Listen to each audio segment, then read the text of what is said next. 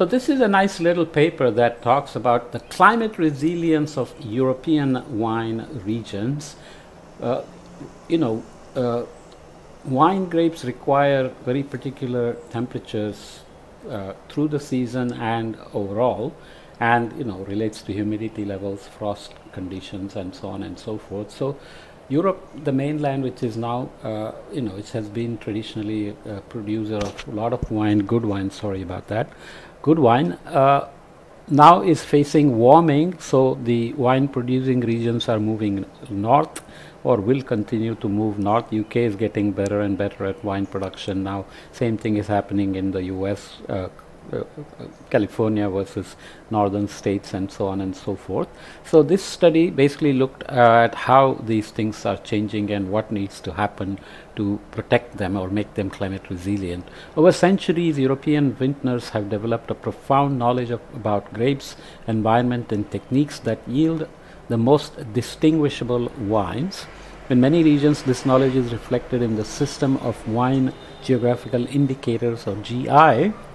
But climate change is challenging this historical union. Here we present a climate change vulnerability assessment of 1,085 wine GIs across Europe and propose climate resilient development pathways using an ensemble of biophysical and socioeconomic indicators. Results indicate that wine regions in southern Europe are among the most vulnerable, with high levels also found in Eastern Europe. Vulnerability is influenced by the rigidity of the GI system, which restricts grape variety diversity and thus contributes to an increased sensitivity to climate change. Contextual deficiencies such as limited socioeconomic resources may further contribute to increased vulnerability. Building a climate resilient wine sector will require rethinking the GI system by allowing innovation to compensate for negative effects of climate change. Okay, this is big business, and of course the French are very particular about what name can be used by who. You remember the controversy over every sparkling wine being called champagne, whereas Champagne is a region in France, and the French said you cannot produce champagne unless you produce it in Champagne. So that got settled by calling many things as sparkling wines instead of champagnes. Champagne, right? The concept of geographical indication indicator GI plays an essential role in defining a wine's identity and establishing a strong link between the product's unique characteristics and its provenance, the origin. Indeed, many of the world's most famous wines are known for their origin and not for their grape variety. The system of classifying and regulating wines based on their origin is commonly referred to as geographical indication, or GI, and the strictest rules can be found in Europe, where premium GI wines are labeled as protected destination of origin, PDO. These wines can only be produced in legally defined areas that have been selected based on soil type, climate, and historical or administrative divisions.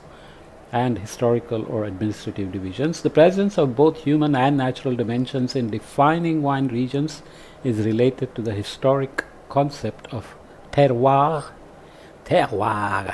French, an originally French notion that states that the place, both the land with its climate and people, defines the product.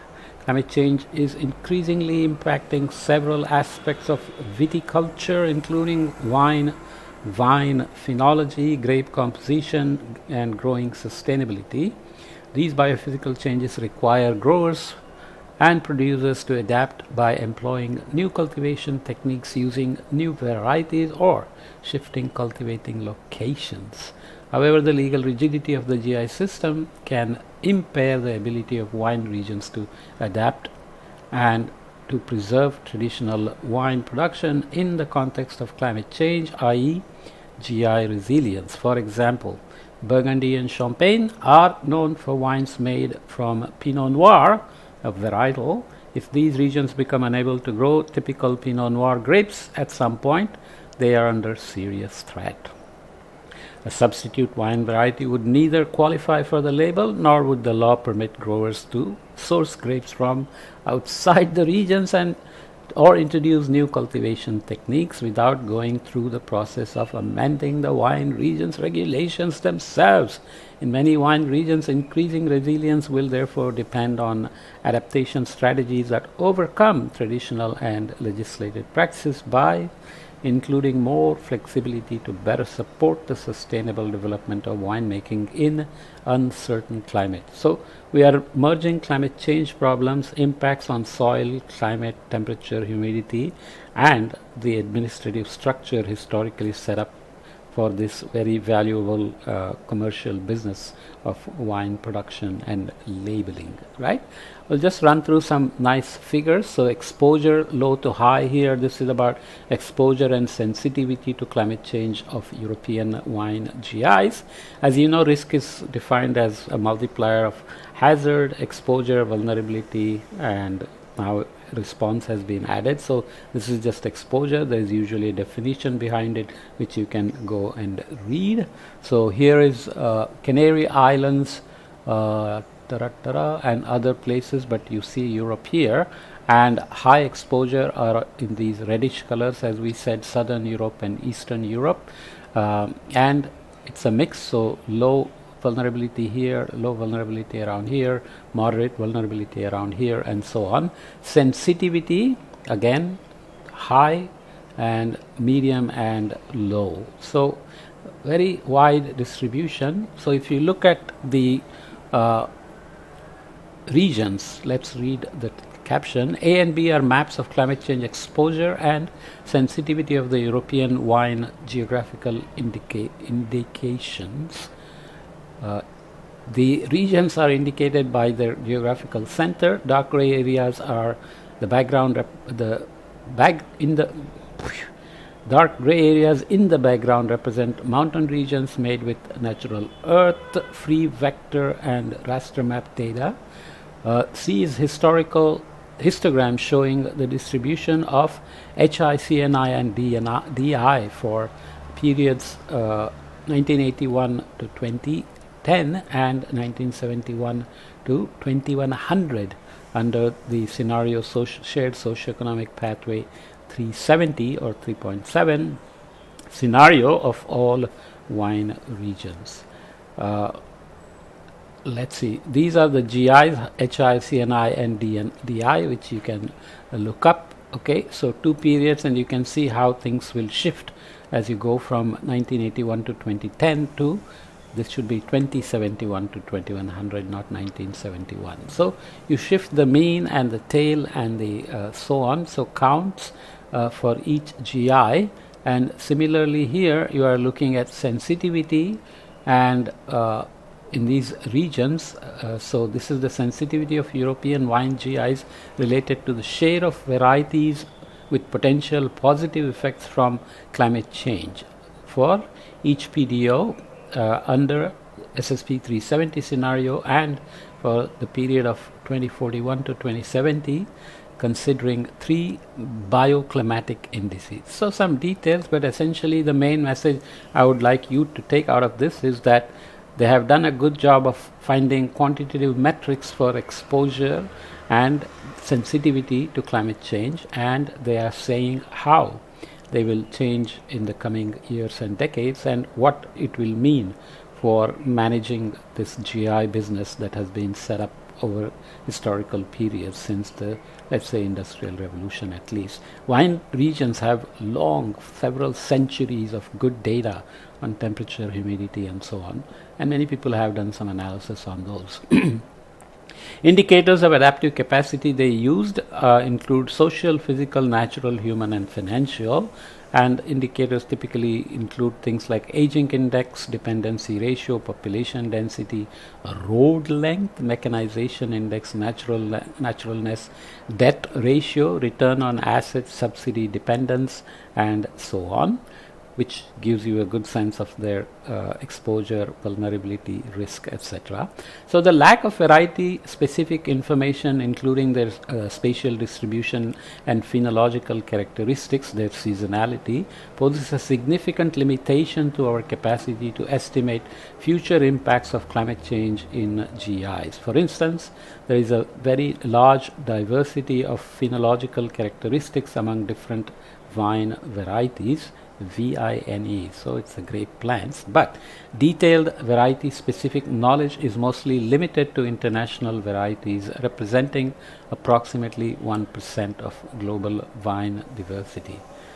This only covers a very small proportion of the more than 1,000 varieties currently listed for the European PDO regions, and so on. Okay, so there are complications on how you would want to change the system and move to a more a different system that is responsive to climate impacts. So adaptive capacity to climate change is considered. I am skipping a lot of details, by the way. To adapt and cope with climate change, GI regions need access to resources which enable and facilitate the implementation of adaptation strategies. The adaptive capacity indicates the readiness and potential of a region to adapt to climate change. To assess the adaptive capacity of the European wine regions, we identified 5 crucial dimensions which characterize the ability of wine regions to counteract the negative effects of climate change. 1. Financial dimension, describing financial situation of farms specialized in viticulture in the region. Secondly, the natural dimension, reflecting the topoclimatic diversity within a region. These hills with their soil qualities and specific winter humidity levels and frost temperatures are very important for the quality of the wine and the region specificity. Thirdly, the physical dimension, describing the presence of infrastructure and physical assets of viticulture.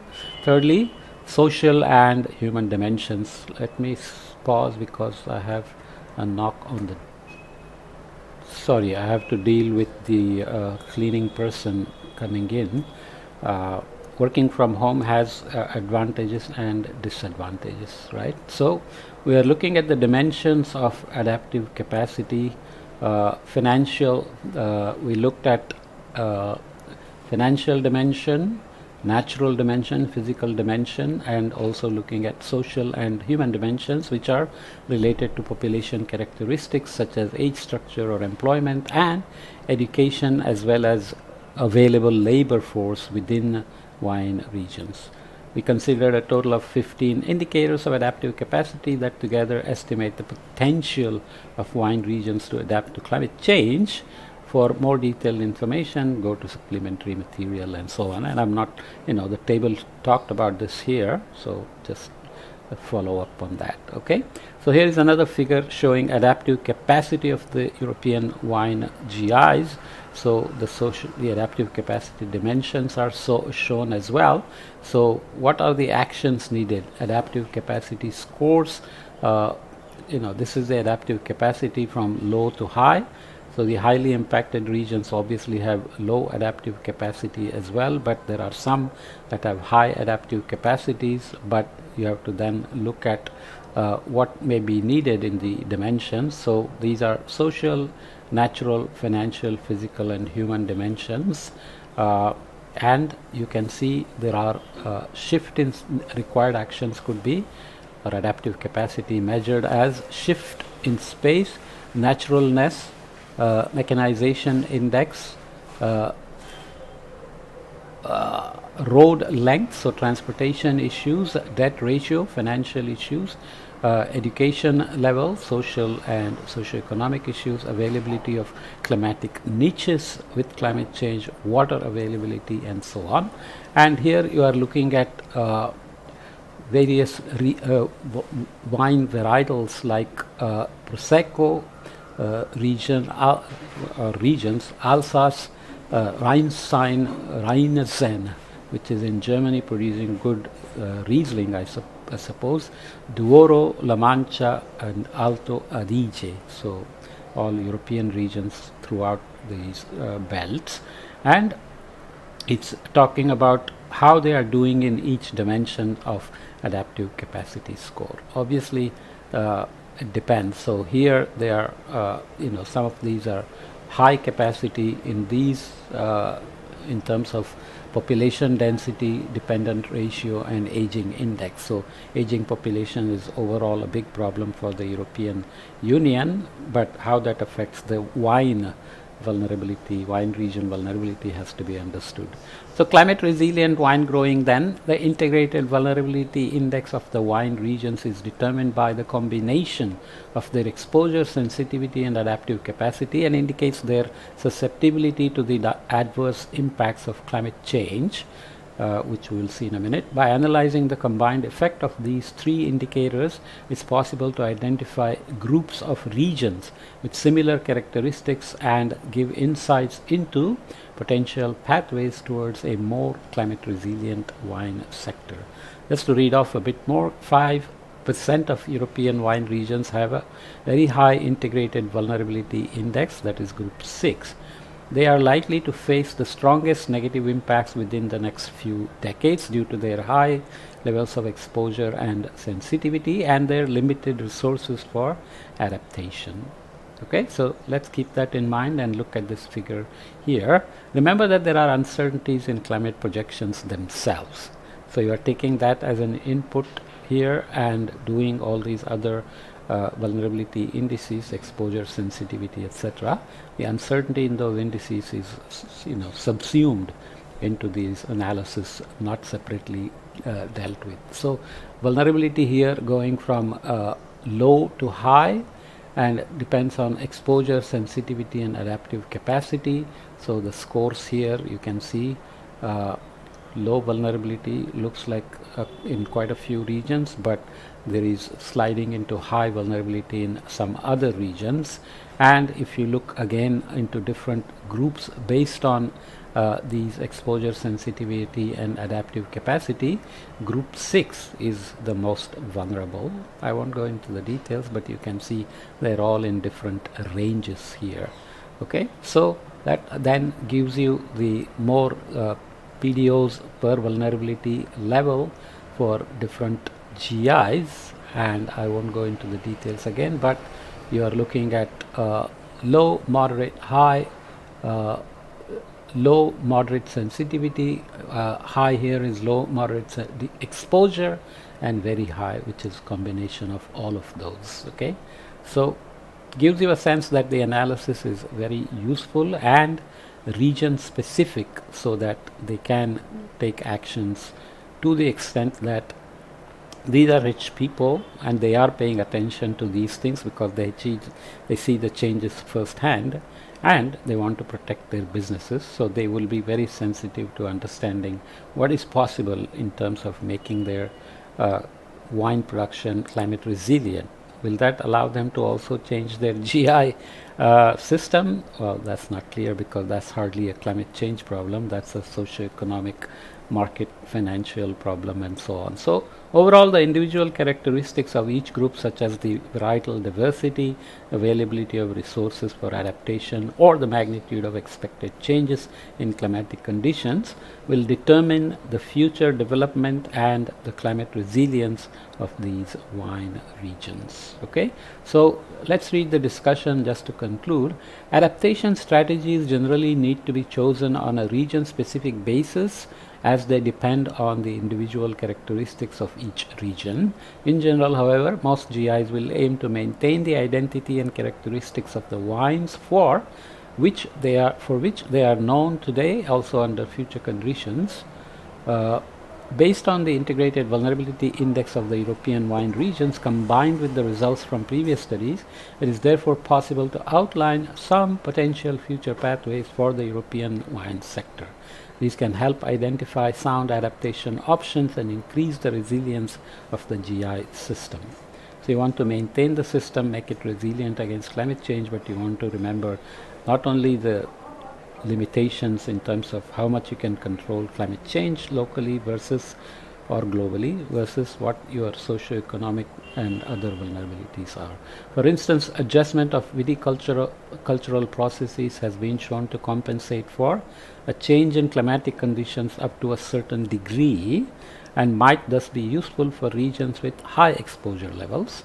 This includes strategies such as canopy management, use of irrigation, modification of vineyard structure, selection of rootstocks, or the use of cover crops. I've shown the trend map, global warming trend map of surface temperatures in many podcasts. You can go back and look at them. The Middle East into the Mediterranean region is warming the fastest on land. Arctic warms the fastest because of polar amplification, but these regions we are talking about are warming very rapidly. Obviously, there is a strong motivation to keep the warming to a minimal level. So they can be used, these methods that we mentioned, irrigation, modification of vineyard structure and so on, can be used to modify the interactions between vines and the environment, for example, uptake of water and nutrients, or to directly alter microclimatic conditions in vineyards, such as exposure to incoming radiation with canopy covers, and thus can reduce negative effects from climate change. In the case of high sensitivity levels, adjusting wine blend ratios and compositions or gradually introducing new varieties could be promising options to mitigate potential changes in grape composition and wine style. This is, for example, currently occurring in the regions of Bordeaux, where new varietals have been added to the production regulations and are being tested extensively. The strongest climate impacts will be found in regions with both high exposure and sensitivity, which may lead to significant shifts in product characteristics.